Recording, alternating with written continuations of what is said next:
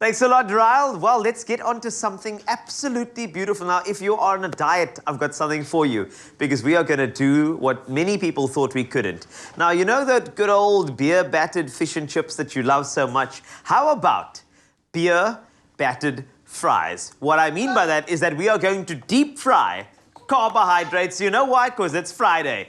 And Chef Chumi's going to take us all the way through. It is nice to see you in the kitchen again, man. Nice to see you in the kitchen. Hey, this is going to be fries. This is going to be lovely. Now, I know we said beer battered, but what we're going to do is non-alcoholic beer. We know what time it is. We know. Even though it is 5 o'clock somewhere, but we know this is non-alcoholic beer. I must emphasize that.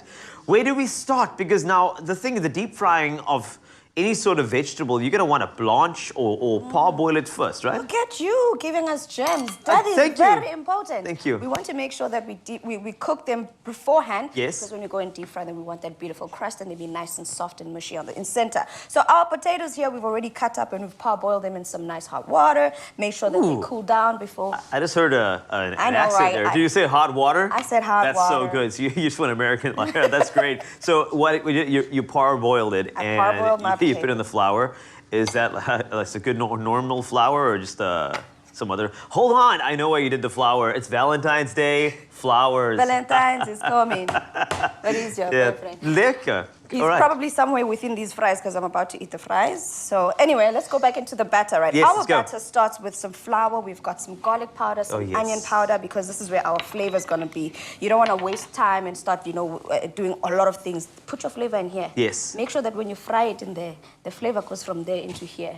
Because I see people are engineering there, but Mercedes here, we're engineering in the kitchen. That makes a lot of sense, the fact that we just saw. So you were engineering the demise of our diet. I'm kidding. No, this is delicious. And this is great because you know what? It's good fuel.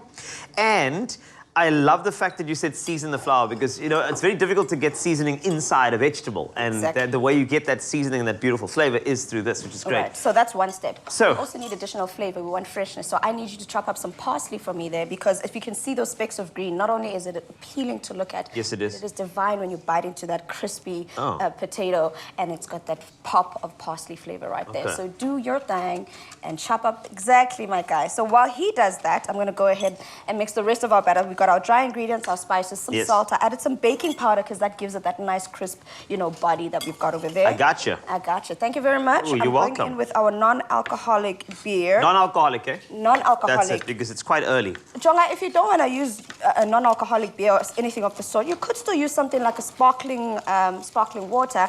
But Mina, I want that malty flavor because that malty flavor makes a huge difference. So what's happening there is that when you are adding the non-alcoholic beer, now that fermentation, that subtle fermentation, the beer and the flour, it seems to be reacting. And the great thing about this is that when it reacts, the bubbles, when it fries, those are little hollows, which creates that crunch when you bite into it, right? I think we need to have a class because most people don't know that because that's where, where the air bubbles get created and when you bite into it, it feels like you're biting into a pillow. And that's the most beautiful thing. A crunchy pillow. A crunchy... Would you sleep on a crunchy pillow? If a pillow was deep fried, would you be able to sleep on it? The center is a pillow. Okay. The outside. Anyway, I'm going to fry my potatoes so that's the batter. Ideally, you'd want it to sit just a little bit so that everything comes together. But yeah, we don't have the time for that. All right, so should you be finicky about the sort of the oil and the... never mind, you got it. Yeah, finicky in that you want it to fry. The temperature, because obviously if the oil's too cold, you're going to get a very soppy type of crust. But this is all a crunch, but this is great. Yeah. Take my job, it's fine. What? So I'd never. Make sure they're nicely fully coated and then just go in there and fry them. And then you're going to get this beautiful stuff here that you just can enjoy with any dip, any sauce.